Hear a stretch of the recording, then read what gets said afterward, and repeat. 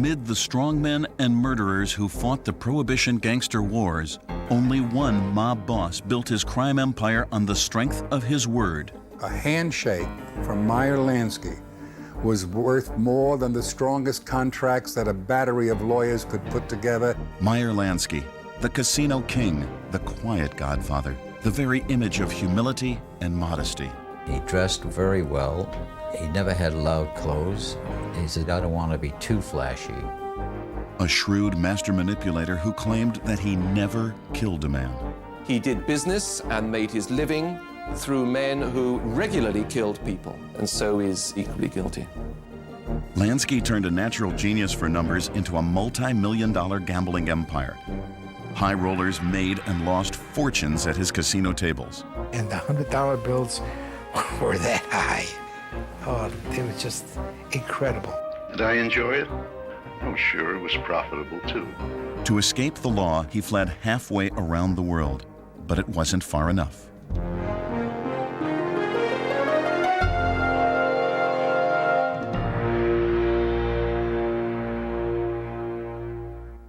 Meyer Lansky was born around 1902. His real birth date is not known. His family lived in the Russian town of Grodno, a center of trade on the Polish border with a thriving Jewish community. Little Meyer studied Hebrew and went to this synagogue often with his beloved grandparents. But Jewish life under the Russian Tsars was not easy. As a boy, Meyer witnessed firsthand the brutality of the pogroms, the methodical persecution of the Jews by the Tsar's dreaded Cossack brigades. When the Jewish community where he lived was suffering particularly, there was a young Jew who stood up and suggested that instead of just lying down, the community should fight back, that young Jewish men should go off to the woods and train and use weapons. And that appealed to Lansky, and all his life he had a chip on his shoulder, and that story was what he produced to rationalize what he became. Meyer's family decided to flee Russia for the United States in March 1911. The ocean voyage was rough, but tough 9-year-old Meyer was too proud to be seasick in front of his mother. He went out on deck to get sick over the railing. For 2 years, the family lived in an apartment house in a quiet neighborhood in Brooklyn. When Meyer's father could no longer afford the rent, he moved his family to a tenement on the Lower East Side of Manhattan. There, more than 500,000 people, mostly Irish, Italians, and Jews, were packed into 2 square miles of crowded city blocks. Meyer got excellent grades in school, but when he wasn't studying, he was out on the streets. He was sucked in right away by the criminal world, and the most seductive part of that world was gambling. A story Lansky always used to tell was of the night before the Jewish Sabbath in the Lower East Side, when his mother would entrust him with a pot of stew to be taken to the baker's oven, and he was always sent with a nickel to pay the baker for the use of the heat. And on the way, one night, he saw a crack game on the sidewalk, and he was drawn to put down the nickel. And of course, he lost it and had to go back home and tell everybody there'd be no hot stew the next day. And he always described the shame of that moment, but more than the shame, his anger at having been so stupid. Lansky resolved that he would never be the sucker again. He had discovered that he had a remarkable gift for numbers. He could calculate in his head the odds and the payoffs from games of chance. He started running backroom crap games, taking other suckers' money and stuffing it into his mattress. By the age of 16, he had quit school, and he had a tough enough reputation that older hoods hired him to be what was called a shtarka, Yiddish for enforcer. His principal work was on behalf of local unions, beating up scabs, the men who worked in factories during strikes. But Lansky had greater ambitions than being a small-time hustler, and the ghetto soon offered him 2 partners who would pave the way to the top, Ben Siegel and Charlie Lucky Luciano. He won over Luciano after Lucky and his gang of Italians cornered little Meyer on the street and threatened him. Meyer called their bluff. The stories he used to tell it was that he said to Luciano, who was the head of this gang, go f*** yourself. And suddenly, Luciano was confronted by a weak-seeming little Jewish boy who wouldn't lie down, who wouldn't be pushed around. And that was the beginning of the friendship between Lucky Luciano and Meyer Lansky. Lansky met Ben Siegel when he helped the handsome young hoodlum escape from the police after a gang brawl. Together with Ben, known on the street as Bugsy because of his psychopathic rages, Lansky formed his first street outfit, a troupe of Jewish hoods called the Bug and Meyer Gang. Meyer was the brains, Benny was the brawn. He was the unguided missile, and Meyer was the guidance system, who would use him, cynically often, in later life for what he wanted to accomplish. With Siegel as his strongman, Lansky directed the work of the young gang, robberies, extortion, and as always, gambling.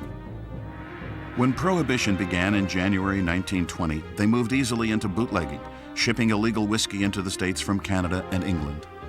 But Lansky was still small time. What he needed was a mentor. Then, at a bar mitzvah in 1921, Lansky met the veteran bootlegger and schemer, Arnold the Brain Rothstein. Rothstein was widely regarded as the cleverest gangster in New York. He financed deals and let young hoods like Lansky and his buddies take the risks on the street. Meyer Lansky worked for him. Lucky Luciano worked for him. Ben Siegel worked for him. Frank Costello worked for him. Legs Diamond worked for him. And I think that was how Lansky made the next step, the next jump. Rothstein taught Lansky when the bribe was more effective than the bullet, and Lansky expanded his tiny chain of gambling parlors while the cops looked the other way. Then, in November 1928, Arnold the Brain was murdered. Lansky wasn't involved, but the killing allowed Meyer and his pals to go big time. With the death of Rothstein, they're looking at the Rothstein empire and the viable role they had played in some segments of it, and they can say to themselves, it's now all ours. It would not be long before Rothstein's students became masters of gangland New York. But it would be Meyer Lansky alone who inherited Rothstein's special mantle. Lansky would become the next great Mafia brain. As the Roaring Twenties roared to a close, the New York rackets were firmly under the control of Meyer Lansky and his mob cronies. Every mobster had his specialty. Lansky's was gambling. But to run a high-profit casino, Lansky needed help from communities that would turn a blind eye to illegal betting in exchange for a piece of the action. One such town was Saratoga Springs in upstate New York. In the late 1920s, Lansky's mentor, Arnold Rothstein, had introduced him to Saratoga. By day, rich and poor risked their money downtown at the world-famous racetrack. At night, the betting moved to opulent nightclubs called lake houses, early predecessors of the Las Vegas casinos. Lansky ran the gambling rooms in two of the finest lake houses, the Piping Rock and the Arrowhead Inn. There he fine-tuned the persona that he would use for his entire career: quiet, soft-spoken, and honest. One thing a real dyed-in-the-wool gambler looks for is a fair gambling operation. And Meyer was always fair. He abhorred bust-out joints. That's where they rigged up roulette tables with battery operation, or phony dice, what they call top or bottom, or slice dice. Meyer would have none of it. He insisted on a fair, honest game, and that's how he built his reputation. Not to mention a modest fortune. By his late 20s, hundreds of thousands of dollars were passing through Lansky's hands, and like many successful young businessmen, Lansky decided to settle down. In the spring of 1929, Lansky married a beautiful young Jewish woman, Anne Citron. Anne was a friend of Bugsy Siegel's girlfriend, Esther Krakauer. The couples double dated, and when the Lanskys got married on May 9th, Bugsy served as witness. At first, Meyer was happy with domestic life, and Anne was content, shopping along Fifth Avenue for their new home.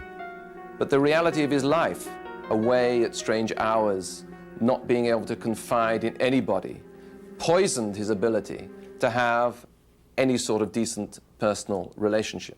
The birth of their first child, Buddy, only made the situation worse. Buddy suffered from cerebral palsy and could scarcely use his legs. Anne Lansky blamed her husband. God punish you for doing the rotten criminal things you're doing, and he visited your sins upon our boy. See? Now, whether it's true or not, subconsciously, Meyer had a guilt complex. Lansky was desperate to cure his son. He read medical journals. He rented an apartment in Boston so Buddy could be treated by a doctor there. So you have this dichotomy. He's pouring his love and the positive side of his feelings and emotions into trying to make some redemption of his son's life. And then he's criminal. One of the most powerful criminals in New York City. Unlike other gang leaders, Lansky was learning to avoid the vendettas and police attention brought on by mob violence. Instead, he consolidated his power with his own personal method: fairness. In the underworld, a handshake from Meyer Lansky was worth more than the strongest contracts that a battery of lawyers could put together, dotting the I's and crossing the T's with the whereases and the therefores. He was a man whose word was good. He also chose a lifestyle opposite to that of his partners. Ben Siegel was a consummate ladies' man. Lucky Luciano basked in his gangster reputation, but Lansky dressed and lived quietly. He was fastidious in his personal habits. His fedoras were always placed carefully on their hat stands, his pressed shirts on their monogrammed hangers in his closet. I'm telling you, he was as low-key as they come, and shy and retiring. If you can visualize Meyer to be a shy and he was shy and retiring. But when it came to doing business, Lansky could be just as ruthless as his murderous cronies. In 1931, Meyer helped his pal Lucky Luciano take over the New York mob. To do it, Lucky had to eliminate the two rival bosses at the time, Salvatore Maranzano and Joe the Boss Masseria. Lucky had no trouble bumping off Masseria, but Maranzano was a harder target. He trusted no one, especially not young Italian climbers like Luciano. That's where Lansky came in.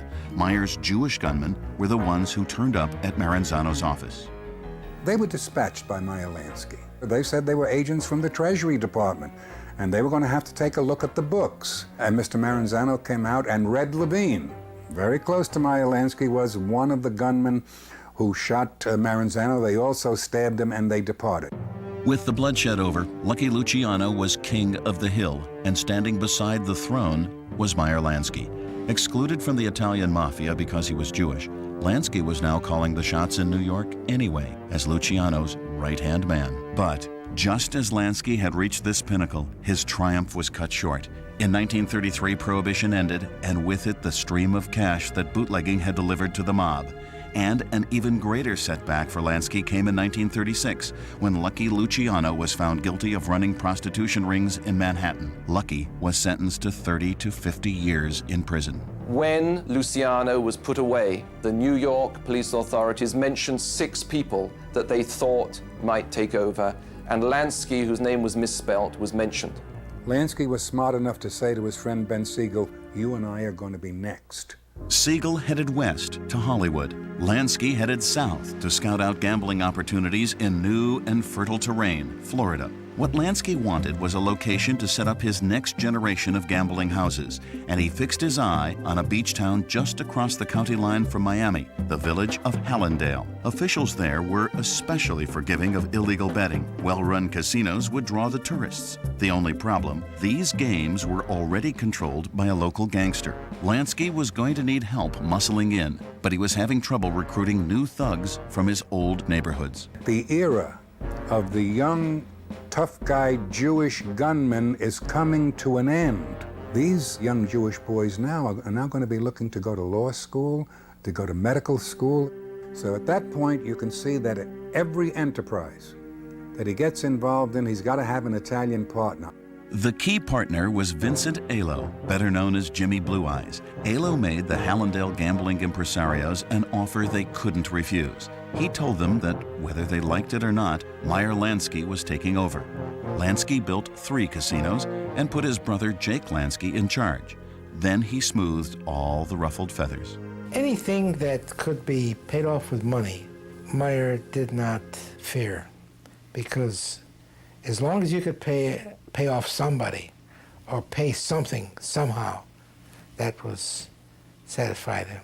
For a start, Lansky paid every single family in town $35 a week to tolerate the casinos and to stay away from them. At the time, Joseph Varon was the Hallandale city attorney. He too benefited from Meyer Lansky's generosity. I'd go to a gambling joint, Saturday night was, so I'd play a little bit, and they see that whether I won or not, they'd give me a stack of chips. Florida gambling boomed. Lansky maintained his Saratoga tradition of spectacular shows and top-quality food. They were places that were patronized by the finest people and had seating capacity, some of them as high as 800 people. And some of the finest people of the United States patronized these places. The trademark Lansky honesty brought in high rollers from all over the country. And the $100 bills were that high. Oh, they were just incredible. I knew one fellow by the name of Joe Milstein. 1 week, Joe Milstein lost $800,000, all in cash. Now, that's just one player. The house extracts a certain amount of every play, and as a result, their take was monumental. Did I enjoy it? Oh, sure, it was profitable too. Profitable because Lansky and his partners were extracting millions in illegal earnings out of casinos protected by the New York Mafia. But as Lansky was making his mark in the tropics, a shadow was looming over the rest of the world. The rise of Adolf Hitler in Germany was a painful reminder for the Russian-born Jew of his family's struggle with oppression. On his trips to New York, Lansky began to sniff out rallies of Nazi sympathizers like the German-American Bund. Then he would show up with a truckload of goons and break up the rally. But his big chance to be a part of the war effort came when Navy intelligence decided to join forces with the mob to keep the New York docks clear of Nazi saboteurs. The Navy knew that the Sicilian Mafia controlled the waterfront and figured that even in prison, Meyer's pal Lucky Luciano still controlled the Sicilians. Only one man could take the Navy's request to Luciano, Meyer Lansky. "I'll help you," the little man told the Navy brass. It's patriotism. Over the next year, Lansky met with Lucky in prison a dozen times. And in fact, there was no sabotage on the waterfront. More importantly, Lansky used the meetings to solidify his connections with the Italian mob. After the war, Lansky took his second eldest son, Paul, on a cross-country drive to Las Vegas. The purpose of the trip? To keep tabs on the man Paul knew as Uncle Ben, Bugsy Siegel. I think my grandfather knew, with the other partners involved with Ben, that he had to keep a real close visual eye on Ben to make sure that his nature, not his intelligence, but his nature didn't kind of stray. Because let's face it, he'd like to have a good time, and sometimes that gets in the way of business. It had always been Meyer who kept Bugsy under control, and Bugsy was way out of control now. With Mafia money, Siegel was trying to make Las Vegas a gambling mecca on the same scale as Florida, starting with the construction of the luxurious Flamingo Hotel. But cost overruns were draining the Mafia's money. Bugsy was running the Flamingo into the ground before it even opened. Only months after Lansky's visit, Siegel was shot to death in Los Angeles. That could not be done without Meyer Lansky being aware of it. He had to at least reluctantly nod his head. Lansky always denied signing off on Siegel's murder. "I loved him," he was to say later, "and as long as he listened to me, he stayed out of trouble." Benny Siegel was dead. Lucky Luciano was also gone, released from prison and deported to Italy. Meyer Lansky was the last of his New York threesome left standing in America, and he had only begun his rise to the top as the mob's foremost tycoon. By the late 1940s, Meyer Lansky had consolidated his Florida gambling empire. He was making millions from the tourists who gambled at his glamorous casinos near Miami. And he was sending millions north to his partners in the New York Mafia, who provided the muscle to back him up. But there was one partner he could not manage, his wife, Anne. The couple now had 3 children, Buddy the eldest, Paul, and a daughter, Sandra. Lansky, always on the move between his Florida casinos and his New York headquarters, wasn't around much. Anne Lansky, forced to manage the family almost on her own, had not been up to the strain. Anne divorced Meyer in 1947. Soon afterwards, she was placed in a mental hospital. She would just sit in a corner in a little room in New York City and maybe recognize you, maybe not. You know, just has no conception of time. You know, you haven't seen her for 10 years, you go knock on the door, she might tell you to leave. Hey, come back later. After the divorce, Meyer made a greater effort to play family man. He was especially concerned that his disabled son Buddy make new friends, so Meyer enlisted the help of a hospital volunteer who'd met Buddy during physical therapy sessions, Vincent Mercurio. Lansky himself soon took a liking to Mercurio and offered him bits of advice when the threesome went out for ball games. Do you gamble? He asked me. I says, no. He says, and never start. He said, because you're always going to lose. And I trusted his judgment because, I mean, you're talking to the guy that's on the top of this, and he knew what the percentages were. When asked by friends, Lansky would reluctantly recommend only one casino game. Blackjack. He said, because you have a 17.5% chance of winning. He said, but the others are all sucker games. In 1948, Lansky's games hit a snag. Americans were turning against gambling. Towns like Hallandale withdrew their support. One by one, Lansky's casinos were shut. But Lansky could ride out the crisis. He had stashed millions away. And for once, Lansky's family life seemed to be going well. His son Paul had even been accepted by West Point. Extremely proud of that. That's like playing ball for Notre Dame to my grandfather. You know, your kid is there, your son made it.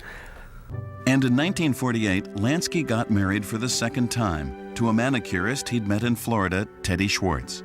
But when Lansky arrived home from his honeymoon in Europe, there was unpleasant news. U.S. Senator Estes Kefauver had brought his traveling investigation of organized crime to New York. Lansky learned that Vincent Mercurio, staying with Buddy at the Lansky's New York home, had accepted Meyer's subpoena at the door. He said, that's great. He says, did Vince open the telegram? Tell him to go for me. So I met him, and he says, you want to go down for me instead? I says, no, thank you.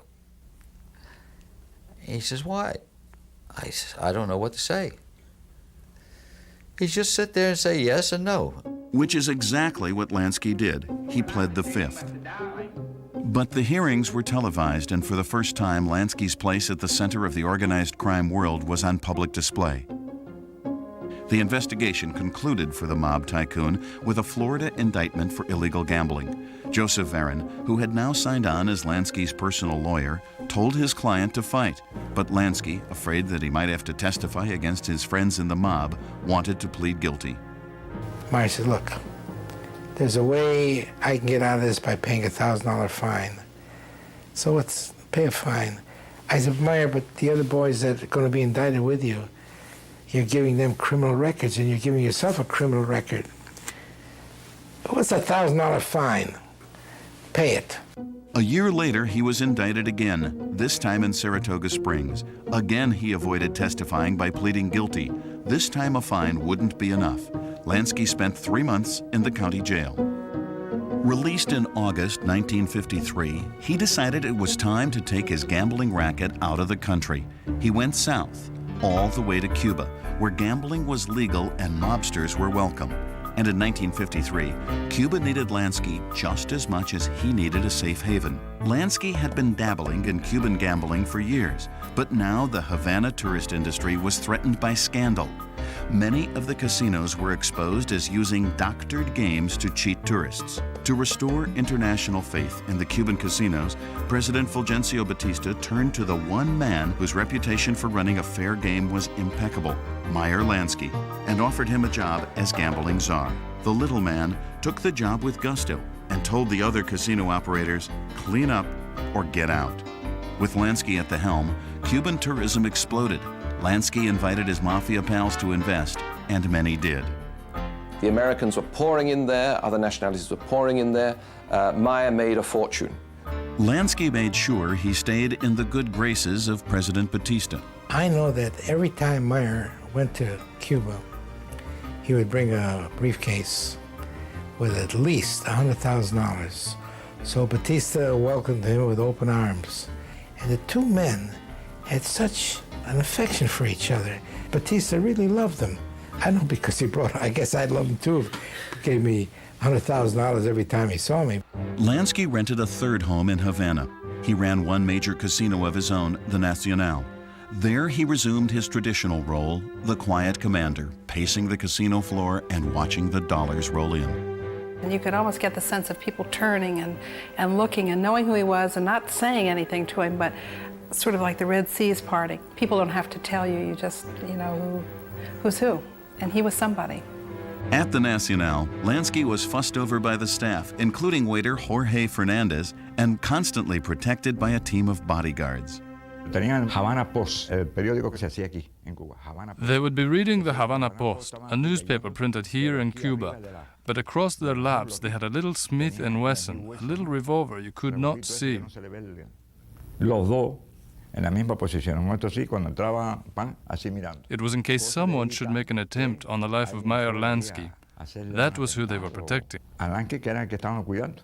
Cuba looked like a sure thing. So in 1956, the man who warned his own friends not to gamble placed his biggest wager yet. He pulled all this money together to actually invest further, reinvest, like the good businessman, in this wonderful hotel, the Riviera, which was in its day and remains the best hotel in Cuba, the most comfortable, the first one with central air conditioning instead of all those little boxes in the windows dripping water down. Lansky began spending more of his time in Cuba, away from the grip of American investigators. But even the Máfia tycoon couldn't stay out of the law's clutches forever.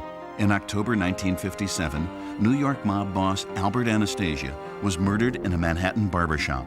New York police knew that before his death, Anastasia had been looking to invest in Cuban casinos, so they wanted to question Meyer Lansky. Learning that Lansky was making a short trip to New York, the police pounced. Lansky was arrested and questioned about Anastasia. He denied any knowledge of the murder. I couldn't tell him anything. I know nothing about it. It was just as foreign to me as it would be to an Eskimo in Alaska. As an excuse for questioning Lansky, the police charged him with vagrancy, a technicality that the millionaire found especially offensive. Do you pay taxes in the United States? Oh, yes. Very dearly. But I'm a vagrant. The police put a tail on Lansky. Detective William Graff settled down in the lobby of Lansky's hotel. Within minutes, Lansky approached the cop. He said he wanted to confess to a problem. I know he was playing with me, no two ways about it. And finally said, I can't get good chickens in Cuba. I said, what? Good chickens in Cuba? And then he explained that he had a problem getting chickens to feed his guests at the hotel. The poultry shortage did not stop the Riviera Hotel from being a huge success. Lansky's gamble was paying off. He spared no expense because here he was, legitimate, and could see this whole world of Caribbean tourism expanding. What he didn't reckon on were the guys with beards in the hills. For 3 years, Fidel Castro and his ragged army of revolutionaries had been running raids on Batista's military from their hideouts in the mountains. On New Year's Eve 1958, just 1 year after the Riviera opened, Castro's forces took control of Cuba's major cities. Batista fled. The next day, Castro entered Havana. Rebel troops took over the casinos, including the Riviera. In January, when my wife and I went there to the Riviera Hotel, there were Castro's men sleeping in the hallways, making a barracks out of it. These filthy soldiers with their beards, and it's just pathetic. And I think that hastened Meyer's illness, because he had a heart condition and a stomach condition.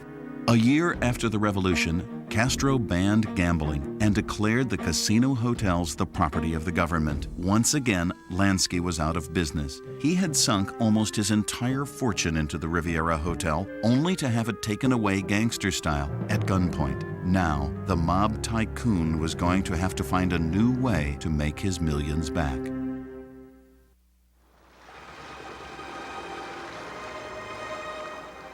After Fidel Castro took over Cuba and evicted the American gangsters from their casinos, Meyer Lansky was at the lowest point of his career.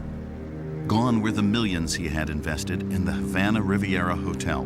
While he was delighted by the arrival of his first grandchild, respectfully named Meyer II by Lansky's son Paul, his health was deteriorating. In 1962, he suffered a serious heart attack. Worse, Lansky had now become a target in a clandestine FBI operation. Unauthorized bugs were installed in the homes of leading mobsters around the country, including Lansky's new ranch house near Miami. One night, the agents overheard Lansky remark to his wife that organized crime was, quote, bigger than U.S. Steel. That was precisely what the feds suspected. They saw Lansky as the chief financial officer of a vast secret mob corporation. Other wiretaps seem to support that impression, especially the surveillance of a New Jersey mobster named Anthony Gyp DiCarlo. On tape, DiCarlo boasted that Lansky had reopened his connections to Nevada gambling, was heavily involved in skimming profits from Las Vegas casinos, and was once again making millions. But Meyer was still safe from arrest. Since the bugs were unauthorized, the feds couldn't use the evidence against the mob tycoon. The FBI had to watch as Lansky went about his daily life, strolling through Miami Beach, having coffee in the afternoon, and going to clubs at night.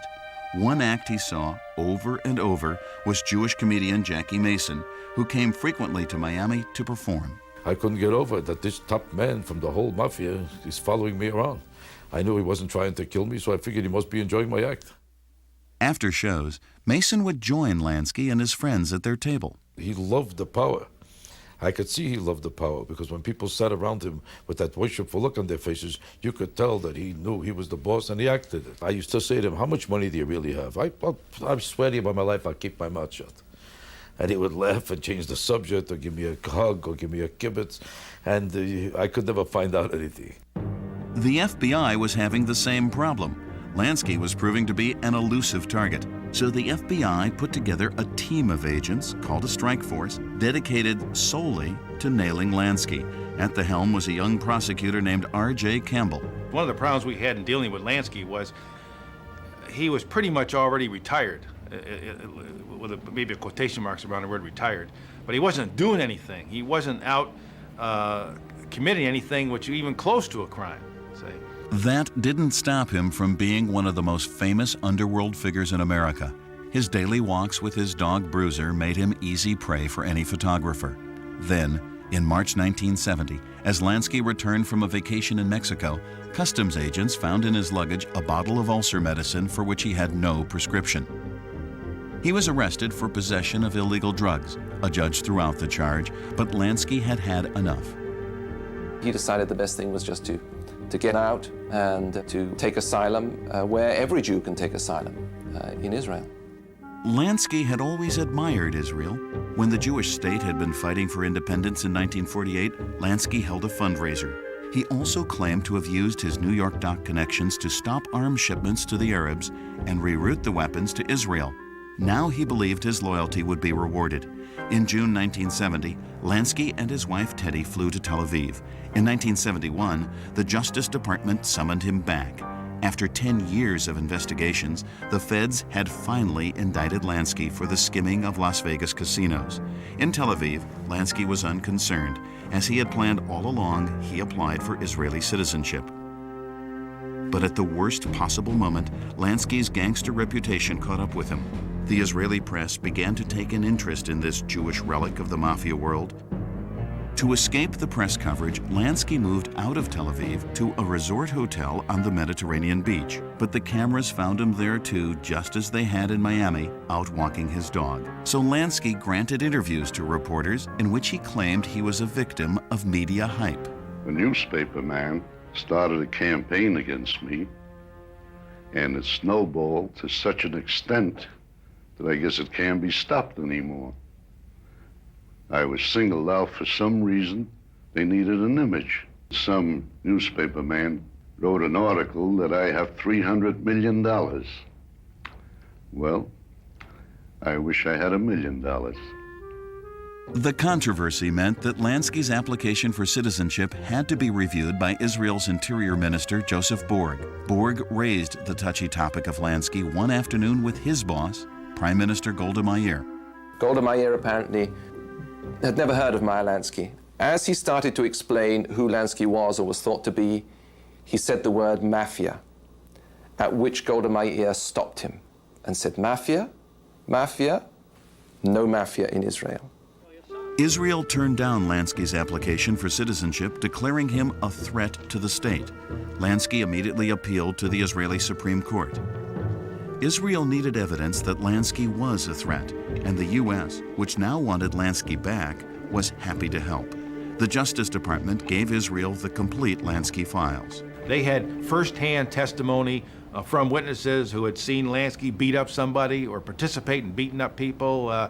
So they had a lot of stuff from the 20s and 30s which which had Lansky actually doing a bunch of things, as opposed to just kind of walking his dog, which is what he was doing in the 1970s.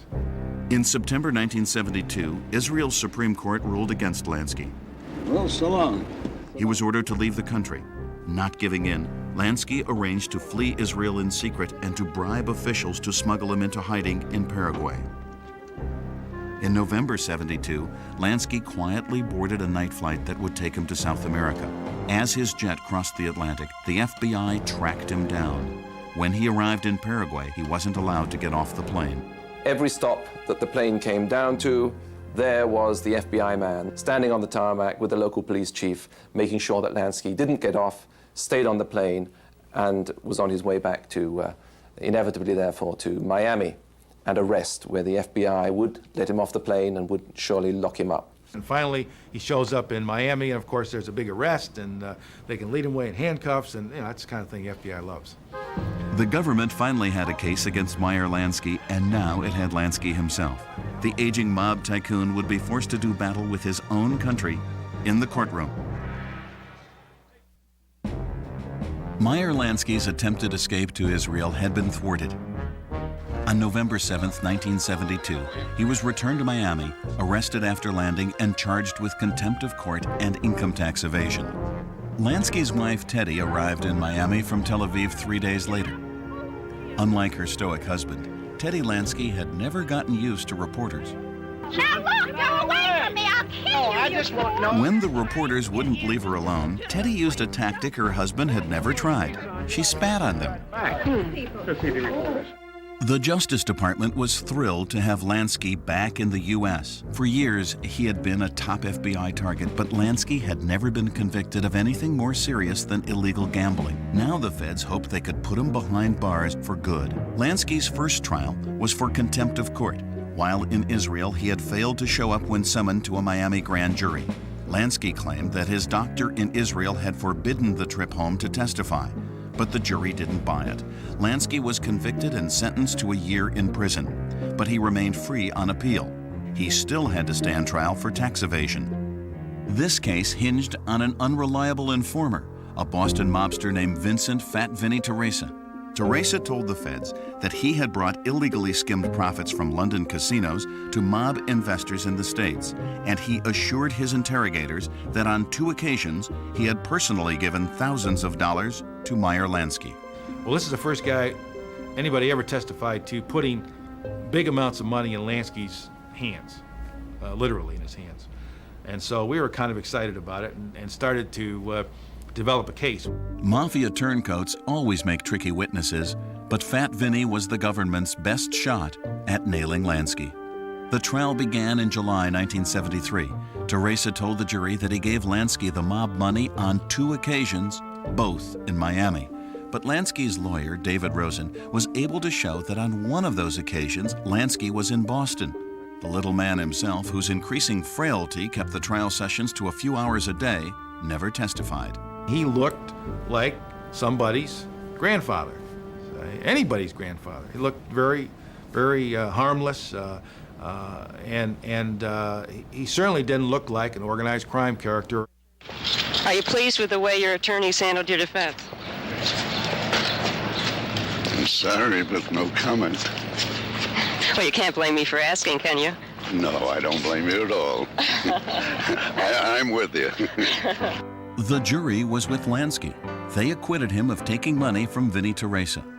A third indictment for skimming in Las Vegas was withdrawn. Lansky was too old and sick to stand trial. And in 1974, his conviction for contempt of court was overturned. Meyer Lansky had beaten the law. On the streets of heavily Jewish Miami Beach, Lansky became an elder statesman, a living legend. The most pious Jews in the world in Miami Beach, who are the holiest people to whom God is everything, even God wasn't close to Meyer Lansky. As soon as they saw Meyer Lansky, forget about God, this was God. They used to worship him, follow him, look at him. If he walked down the street, they would talk about how slow he walked, how fast. Did he have a dog, a cow, a horse? Did he sit down, get up, what time? One time we were in this little deli down in Miami Beach, and these 2 young boys came up with yarmulkes on, and they were kind of looking at my grandpa, and I was kind of standing in the background, and they came up and said, "Mr. Lansky, we'd like to get your autograph." And he kind of looks at him seriously, no, my grandpa. He goes, what did I do, an Academy Award? And I said, well, we figured it'd be worth some money someday, Mr. Lansky. And he said, no, son, I don't sign autographs. Since the 1960s, Lansky had claimed to be retired. Now, as far as the FBI could tell, he really was. With all the surveillance that he had on him, he didn't have even the facility to get involved anymore in skimming or any of the other sources of income that he had. And that was, I suppose, the ultimate curse of him living so long, that he outlived his money and had no further way of earning any more. In 1982, Lansky turned 80. He had developed lung cancer. Joe Varon, his attorney and lifelong friend, pulled a few strings and arranged to restore Lansky's voting rights, lost since his felony conviction in 1950. And I gave it to him for a birthday present. He said, Joe, that's the best birthday present I ever got in my life. Meyer Lansky died on November 15th, 1982. There were almost as many reporters at his funeral as there were mourners. When Lansky died, I don't think he had $300,000 to his name. And that sounds like a lot of money, but it was a mere pittance to a man that made millions. It was still widely believed that Lansky had millions tucked away somewhere, a Swiss bank account perhaps, but the money never turned up. Meyer Lansky outlived just about every one of his cronies from the heyday of the New York mob, and he did it the old-fashioned way. He kept his mouth shut. Even when he talked, Lansky never gave himself away or gave away any of his partners. Very, very careful, and very smart. Throughout Lansky's career, if you take him way back from the beginning, he was always 2-3 steps ahead of everybody else. Yeah, he liked having an edge, and I think he liked having an edge, especially on people that were legitimate that he was trying to get over on. So, gave him pleasure. He was a very civilized and a very businesslike individual. It might sound like heresy, but you could like Meyer Lansky. Although he always said that he never killed a man and was proud of that, this distinction he was making was basically false, because the gangster actually lives more on the threat of violence than on violence itself. And all through his life, right to the end of his life, Lansky, with his hard look, delighted in scaring people and knew what the threat was behind that look that he gave.